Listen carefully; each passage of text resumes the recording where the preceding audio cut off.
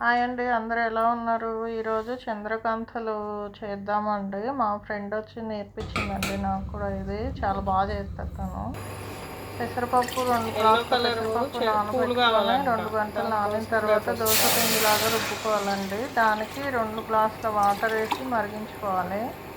2 గ్లాసుల పెసరపప్పుకి 3 గ్లాసుల షుగర్ వేసుకోవాలండి. ఎందుకంటే ఇక్కడ షుగరు స్వీట్ ఉండట్లేదండి. ఇది కావాలంటే ఇంకా తక్కువైనా వేసుకోవచ్చు, మీ ఇష్టం అండి. మీ స్వీట్ ఎంత తింటే అంత వేసుకోండి. గ్లాసుకు గ్లాసే, కానీ ఇది షుగర్ ఎక్కువ వాళ్ళందరూ వస్తారు.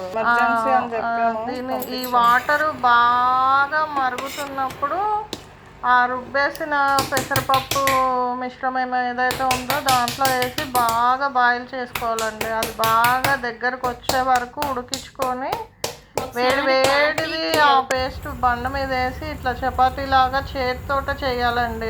ఇలాగా ప్రెస్ చేయాలి. అది బాగా చెయ్యి కాలుతుంది. మీరు కేర్ఫుల్గా చేసుకోవాలండి. అప్పుడప్పుడు ఆయిల్ అప్లై చేసుకొని, లేదంటే కవర్ ఉండే గ్లౌజ్ ఉంటుంది కదండి, అది వాడండి, చాలా యూస్ఫుల్ అవుతుంది.